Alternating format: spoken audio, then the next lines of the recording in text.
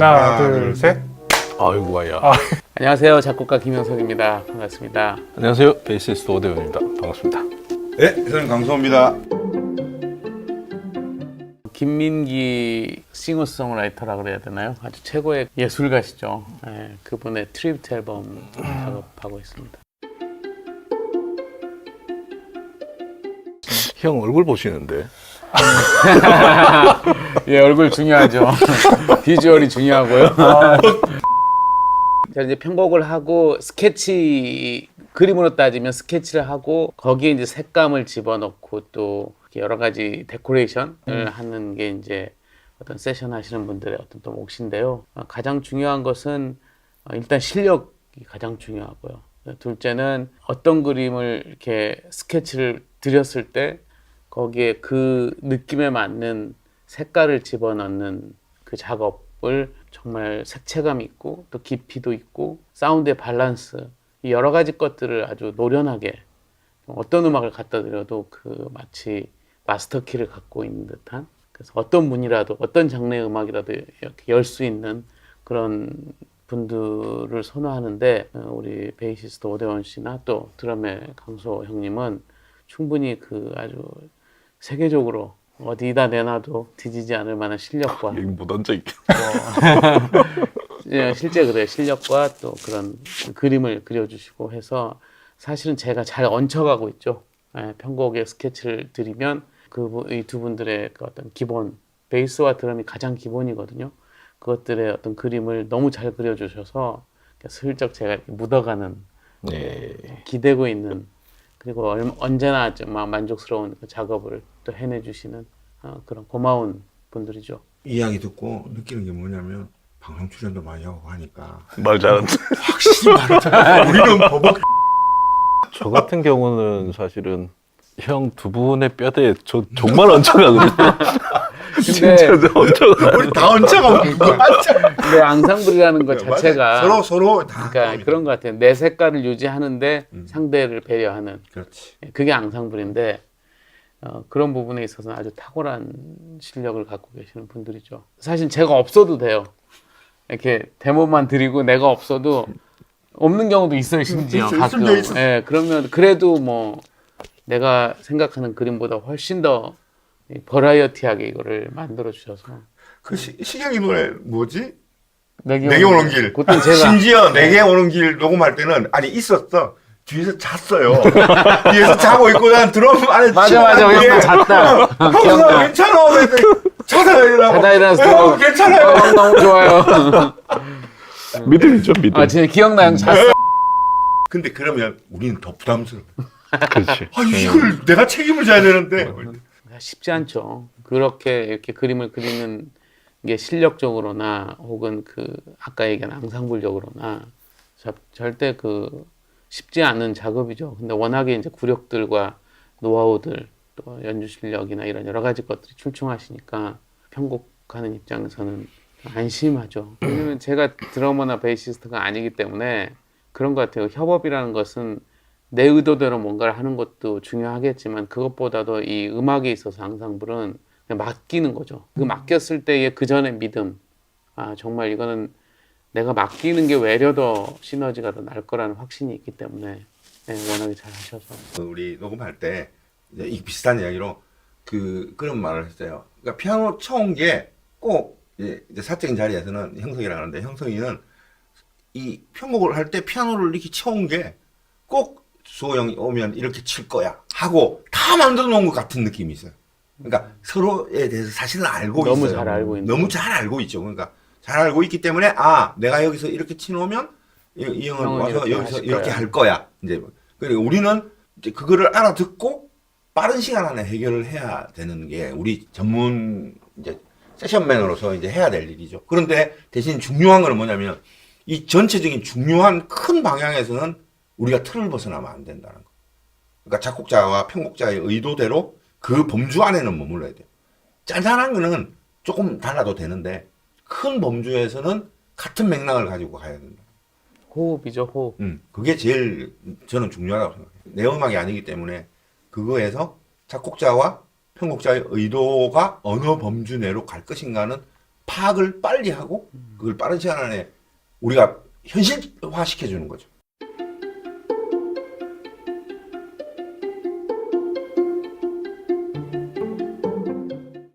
상대의 소리를 듣는 거죠.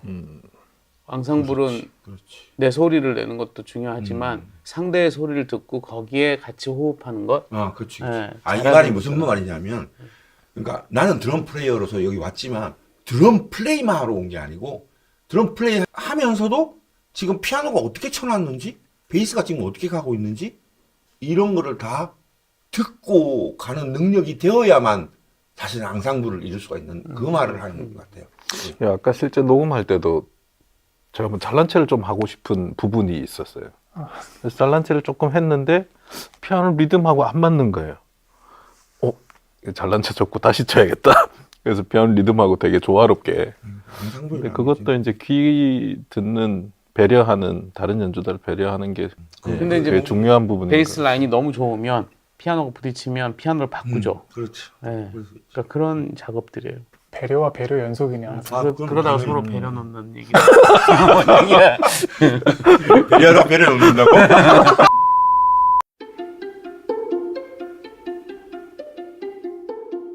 예전에는 뭐 프리앰프도 많이 들고 많이 들고 다녔거든요. 근데 지금은 이제 악기 2개, 샌드버그 VS 하나하고 그 다음에 TM하고 2개만 들고 다니고, 사실 오늘 이제 형이 그때 발라드라 하셔가지고 프렛리스를 좀 빌려왔어요. 근데 음악을 들어보니까 프렛리스는 또 잘 안 어울릴 것 같아서 그래서 프렛리스는 사용을 안 했고 일반적으로 그거 2개, 그 다음에 DI 하나, 그 다음에 이제 제 요 조그만 가방이 있어요. 거기 손톱깎이하고 튜너하고 배터리 여분으로 있는 것들, 그 다음에 앨런 키라 그러죠. 육각 렌치, 뭐 그 정도 긴급하게 사용할 수 있는 그것만 딱 들고 다녀요.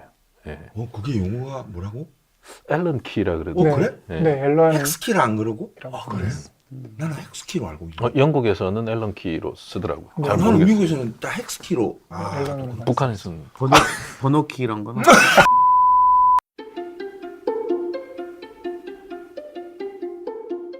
사실 이제 일하러 가면 10번 중에 한 9.5번은 곡을 안 듣고 가요. 근데 저 같은 경우는 처음 작곡하시는 분들하고 할 때는 첫 작업은 곡을 먼저 달라 그래요. 조금만 들어보고 가도, 물론 뭐 플레이를 막 만들어 오거나 막 연습하거나 이러지 않아도 곡을 몇 번만 들어보고 가도 훨씬 자신감이 생기거든요. 근데 이제 수호형 같은 경우는 그 안 들어보고 가는 데에서 만들어내는 긴장감이나 이런 걸 더 좋아하세요. 그리고 훨씬 더 좋은 플레이가 나오시고. 저하고는 조금 다른데, 그래서 만약에 곡이 전혀 이제 익숙지 않은 곡이다 그러면 첫 번째는 곡을 한 2번 정도 듣거든요, 보통. 근데 수호형 워낙 빨리들 한 번만 들으시는데 저는 한 2번 정도, 3번 정도 듣는데, 그때 첫 번째는 전체적인 플레이 수를 결정을 해요. 이거 많이 쳐야겠다, 적게 쳐야겠다를 결정을 하고, 두 번째는 퓨린이 나올 만한 데를 이 동그라미를 쳐놔요. 이렇게 막 라인을 그릴 수가 없으니까. 그래서 그 동그라미 쳐놓은 데는 사실은 퓨린이 나오는 공간은 누구나 다 퓨린을 넣고 싶은 공간이거든요. 그래서 그때는 다른 파트가 더 멋있는 퓨린이 나오면 그때는 그 파트를 보조해주는 플레이만 하고, 그래서 거기만 딱 체크를 해놓고 제일 중요한 건 이제 리듬을 어떤 덩어리로 갈 건지를 결정을 하는 거죠. 거기에는 이제 저는 수영이 계시면, 수영이 워낙 뭐 리듬 메이킹은 잘하시니까 그거 듣고 그냥 얹혀가는 편이고 일단은 뭐 곡 분위기 파악하는 게 처음 하는 일입니다. 나는 그걸 듣는 거에 대해서 나는 또 어떻게 생각하냐면 같은 질문에 이제 대답이 금방 이야기했듯이 나는 안 듣는 걸 선호해요. 그게 이유가 뭐냐면 집에서 들으면 머리로만 생각하게 돼서 거기서 머리로 짜내는 자꾸 상상을 해서 이게 만들어서 와서 해보면 너무 다른 경우가 안 많죠. 좋은 게 너무 네. 많아요. 그러니까 너무 이렇게 갇혀버리는 느낌. 근데 여기서 와서 실제로 하면서 연습하면서 내가 감각적으로 아이디어가 아이디어가 생각이 날 때가 굉장히 많아요. 그래서 나는 비워놓고 와서 여기서 상상을 할 때가 좋은 게 훨씬 많을 때가. 이제 저도 많아요. 그런 경우 집에서 실제로 많이 들어보고 입으로 흥얼흥얼 해보고 오잖아요. 근데 실제 녹음실에 오면 전혀 다른 그림이 다르죠. 그려져요. 그런 경우가 많긴 많아요. 접근성이 훨씬 많아요. 이게 몸이 또 돌아가는 게 있고 몸이 안 돌아가는 게 있고 그러니까 머리로 맞아. 상상을 해놓으면 몸이 안 돌아가는 느낌으로 만들어 놓을 때가 많아요. 그래서 순간적으로 그 감각에 맡기는 경우가 많다는 거죠. 그거는 정답이 없어요. 정답이 없고 곡 많이 듣고 그 다음에 많이 노출되어 봐야만 그리고 자기가 그 노출된 상태에서 모니터를 많이 해놔봐야만 그게 자꾸 실력이 늘어나는 거지 어떻게 학습 방법이 따로 있지는 않아요. 그래서 항상 나는 모니터를 되게 중요하게 여기거든요. 만약 예를 들어서 적극적으로 해서 여기서 했는데 이제 우리는 많이 하니까 이 안에서도 치면서도 그걸 느낄 수는 있어요. 아 이게 어울린다 안 어울린다. 그게 있지만 옛날에 초창기에서 나 어떻게 했냐면 치고 나가요. 나가서 모니터 상으로 내가 드럼을 안 치면서 객관적으로 그걸 듣는 거를 사실 처음 많이 했었거든요. 그렇게 해서 조금 안 좋은 부분이 안 어울린다는 거 하면 그 부분을 다시 치든지 아니면 다시 수정을 해서 다시 처음부터 다시 치든지 방향이니까 이게 사실 딱 정답이 좀 있지는 않는 거예요. 저 같은 경우는 첫 번째 대답은 첫 번째, 두 번째 형하고 똑같아요. 첫 번째 음악 많이 듣는 거. 두 번째는 이제 일 많이 하는 거. 일 많이 하면서 깨지고, 아, 정말 맞아. 집에 가서 이불 킥하고 막, 이랬던 이제 한두 번이 아닌데, 그렇게 하면서 많이 느는 거고. 세 번째는 저는 경우의 수를 이제 확률을 자꾸 줄였어요. 틀릴 수 있는 확률을. 그래서 그냥 음악 들으면서 이게 이제 베이스 라인이 없다라고 생각을 하고 내가 직접 찍어서 할 때도 있고. 그래서 연습을 그냥 저는 좀 늦게 시작을 해가지고 연습을 따로 세션 연습을 많이 했어요. 처음에 이제 형 이렇게 녹음하는 거 구경하러 가가지고 형건이 형하고 태윤이 형 하시는 거 많이 봤거든요. 근데 그 형들이 이제 저를 모를 때 그냥 옆에 쭈구리로 가가지고 이렇게 몰래 보고 많이 배웠죠. 그 형들 하시는 거 보고 앨범 뭐 몇십 장씩 가요 앨범 사서 다 많이 분석해보고 그렇게 했죠.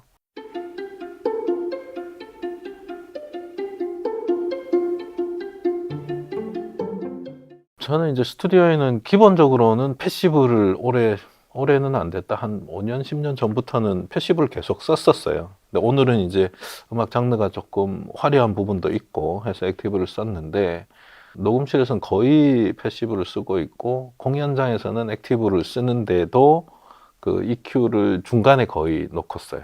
연주자들의 가장 큰 역할 중에 하나가 좋은 소스를 전달해 주는 그건 저도 톤에 아직도 잘 모르겠어요. 아직도 고민하고 있고 소영이 이제 사실은 되게 좋은 팁을 일정 기간마다 한 번씩 주세요. 소영 이제 작업실에 놀러 가면 거기에 소영 드럼하고 각 베이시스트들의 합주된 게 있어요. 드럼 베이스 톤이.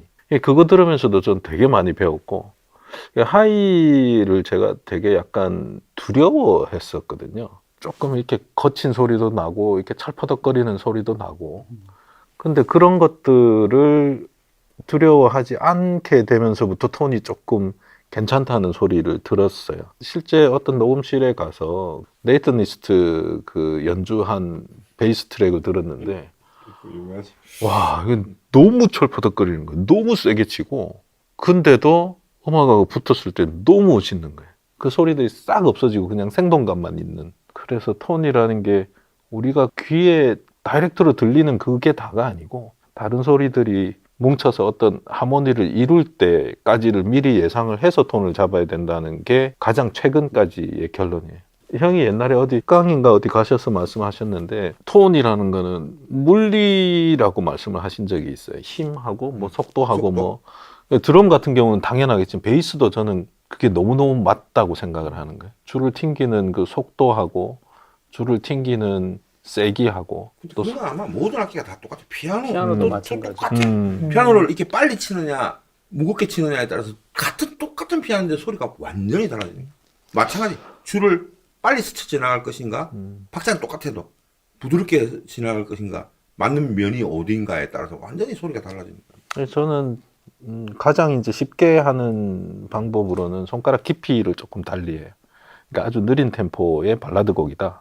조금 깊이 넣으면 조금 풍부한 소리가 나고 그러니까 피킹도 조금 앞에서 하게 되고 뭐 그런저런 뭐 노하우들이 조금씩은 있죠.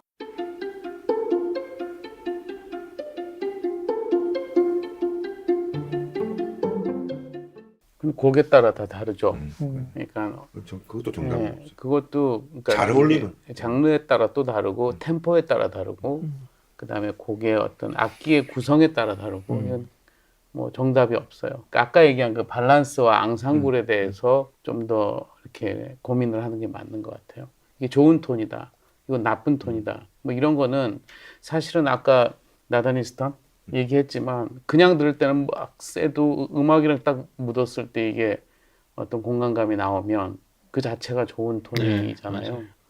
앙상블에서 나의 밸런스를 잘 어떻게 녹여 들어가느냐가 숙제일 텐데 그 방법은 진짜 많이 듣고 많이 연습해보고 많이 앙상블 해보고 그러면서 자기 소리를 찾아가는 거죠. 드럼 같은 경우도 마찬가지예요. 내가 스네어가 140개나 있는데 그 140개가 난 스네어가 바뀌면 바뀔 줄 알았거든요.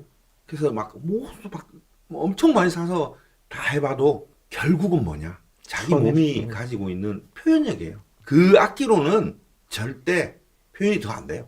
그 한계가 있고 이렇게 생각하면 간단해요. 그냥 우스갯소리로 그 말 많이 하는데 가수 박정현이 노래방 마이크를 가지고 노래를 해도 박정현이고 스튜디오에서 우리 저 비싼 마이크로 노래해도 박정현이에요.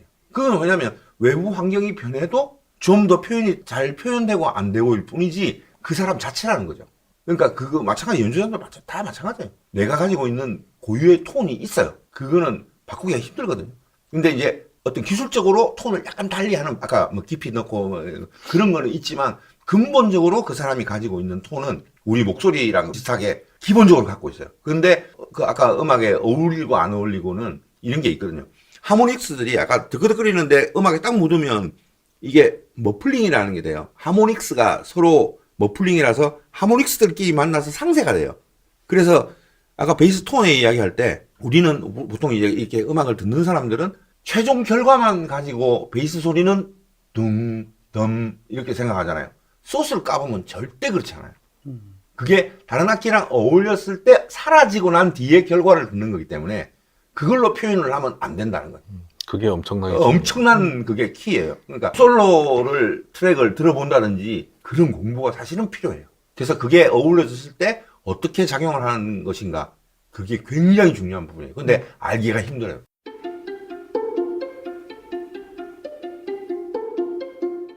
딱 하나는 절대 업되지 않아요. 스튜디오에서 녹음할 때 냉정해지고 아주 차분해지고 굉장히 하여튼 액티브한 느낌이 없어요.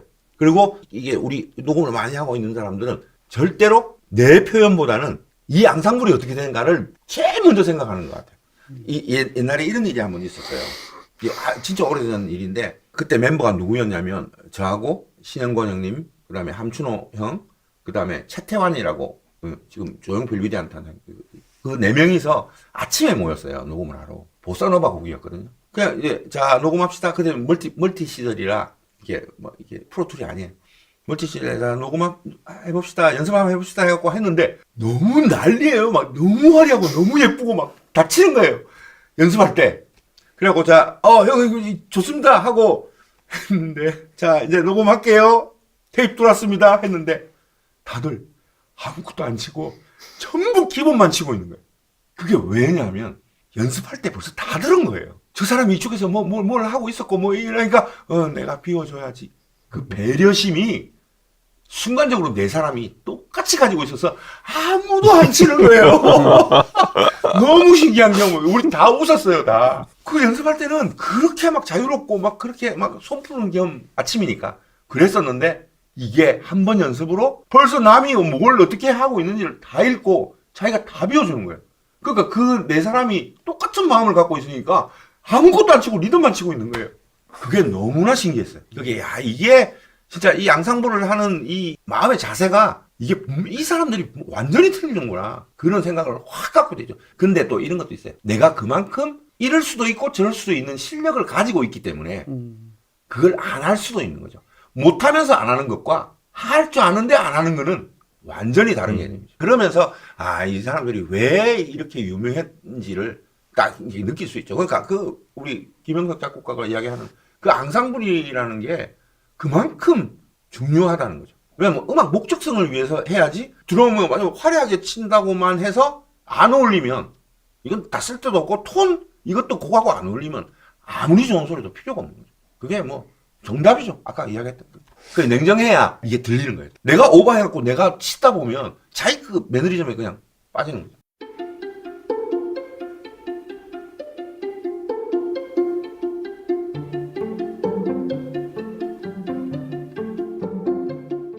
사실 공간도 이런 공간이 쉽지가 않고 앙상블도 사실은 쉽지가 않죠. 모여야 되니까 사람들이 어떤 시간을 내서 모여야 되고 또 시간을 내서 같이 또 연습을 해야 되고 또 녹음을 하고. 근데 뭐랄까 그런 허들, 그런 단점들을 이길 수 있는 거는 결국 열정인 것 같아요. 항상 힘들죠. 어렵고 같이 뭔가 한다는 게 특히 요즘 같은 시대에는 더 그런데 왜냐면 컴퓨터가 또 다 해주니까. 근데 앙상블하고 같이 호흡하는 것이 음악의 본질이라고 생각하거든요. 물론 솔로 악기도 있지만 이게 같이 이렇게 모여서 합을 이루는 것들에 대한 연습, 또 시간을 내고 또 그거에 대한 열정을 갖고 노력하고 같이 만들어가는 것, 그런 것들은 음악을 한다면 기본적으로 꼭 필요한 부분이지 않을까. 또 악기를 한다면 더더욱 그렇죠.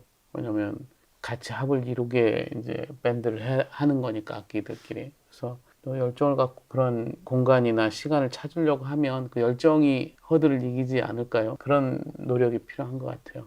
그러면서 거기서 느끼는 희열, 또 뭔가 합이 맞았을 때 느끼는 희열, 또 뭔가 안 됐을 때 또 오는 좌절보다는 좀 더 동기부여가 되는, 더 열심히 해야 된다는 동기부여도 되고, 그런 것들을 많이 느낄수록 정말 좋은 연주자, 또 자기가 원하는 소리를 내는 그런 사람이 될 것 같아요. 사실 저는 이렇게 음악이라는 게 두 가지 말씀을 좀 드리고 싶은데, 하나는 이제 음악이 사람이 하는 일이잖아요.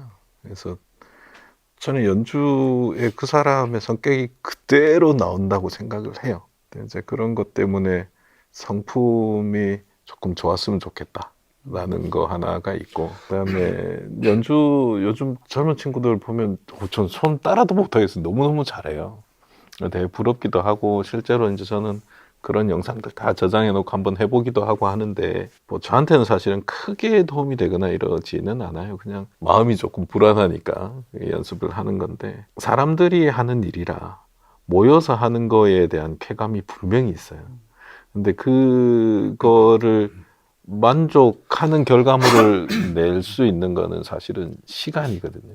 여기는 뭐 공간도 접하기 쉽지가 않지만, 여기서 사실은 진행되는 일들이 세상 처음 듣는 음악을 정말 완벽하게 만들어야 되는 곧 이 시간이 엄청나게 짧아요.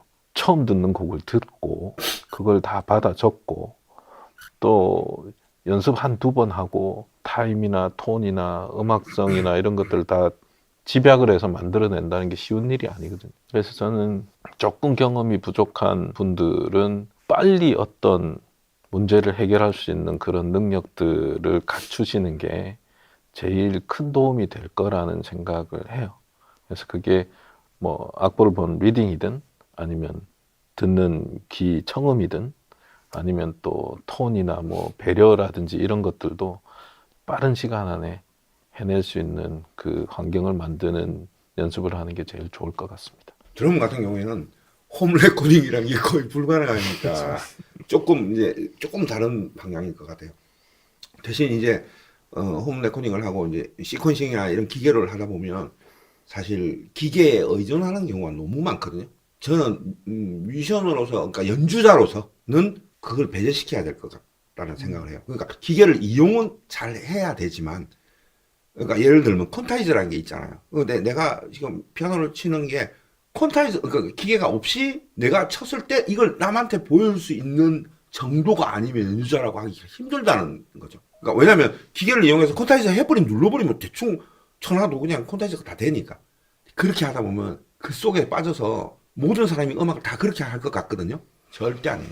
우리 드럼 같은 경우에도 녹음을 스튜디오에서 하면 펀치는 해요.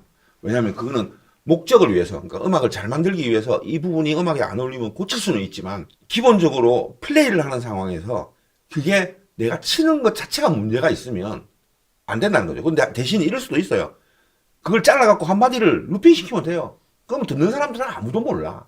그리고 그것과 마찬가지로 가수들 노래했을 때, 다 지금은 너무나 뭐 그냥 당연시 여기는 오토튠 하는 거. 한 박자도 할 수 있고 반음정, 반피치 뭐 반음정 뭐 다 할 수 있잖아요. 그게 길이 들면 그거는 가수로서가 좀 뭐가 문제가 있잖아요. 그죠? 어느 정도 더 좋게 만들기 위해서 사용을 하는 건 괜찮지만 근본적으로 그게 없는데 노래를 잘한다라고 우리 하기가 좀 힘들잖아요. 똑같아요. 연주자도. 어떤 사람들은 우리도 스튜디오에서 하면 뭐 박자 다 에디팅 할 거라고 생각을 하지만 no. 그래 되면 세션맨으로서는 기본적인 자질이 안 돼요. 찍어 갈 수는 있어도 좋은 걸 위해서 그거를 에디팅 하진 않아요. 근데 그냥 홈 레코딩이나 이런 걸 하는 사람들은 거기에 너무 거기에 빠져서 그게 다인 거라고 생각을 할 수도 있다는 거죠. 그래서 만약에 홈 레코딩 하면 뭐 피아노 칠 수도 있는 거, 기타 칠 수도 있는 거, 그 사람마다 다 틀릴 거 아니에요. 그러면 자기가 이 곡을, 한 곡을 플레이할 수 있는 정도는 자기 메이저 악기일 경우에는 그 정도는 돼야 되지 않을까라는 기본적인 거는 가지고 가야 되지 않을까라는 생각을 해요. 그러면서 톤 연구도 하고 여러 가지 해야겠죠.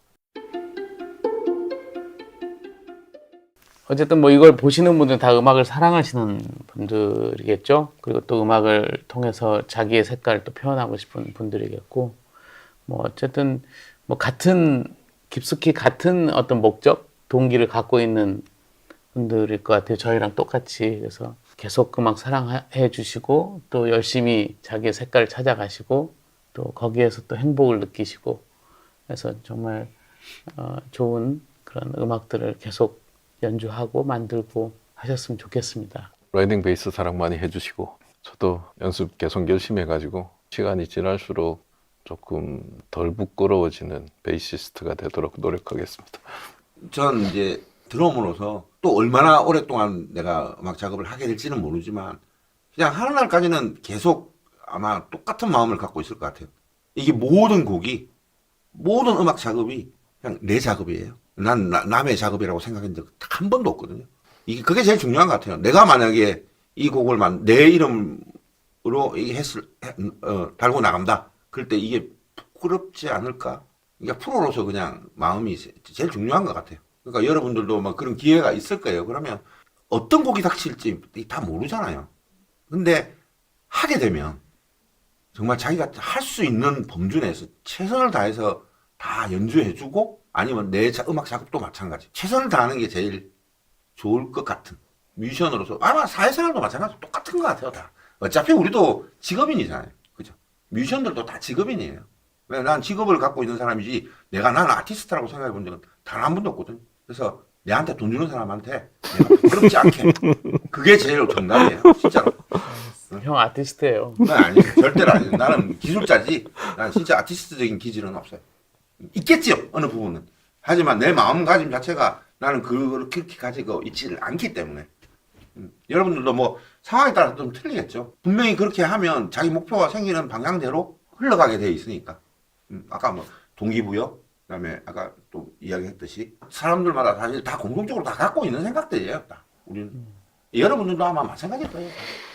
네, 감사합니다. 오늘 긴 시간 동안 수고하셨습니다. 고맙습니다. 감사합니다. 네. 안타까운 게 뭐냐면 본인들은 생각할 때 내가 전업 뮤지션이면 연습 엄청 많이 할 수 있을 것 같고 그렇잖아. 근데 실제로는 안 그렇잖아. 나 요즘 연습 제일 많이 하는 것 같아. 이게 무슨 니하고 내가 같이 칠 수도 있어. 이거 맞아야 되는데 딱 맞아야 되는데. 네 손바닥 내놓으면 내가 때리면 되는 거야. 서로 싸대기 때리고. 짓긴 좀 그래가지고 혹시 세븐 나오시나요? 네, 편하게 이렇게 표현 보고. 네, 자, 하나, 둘. 고생하셨습니다. 웃어야 되는 거지. 그럼요. 네.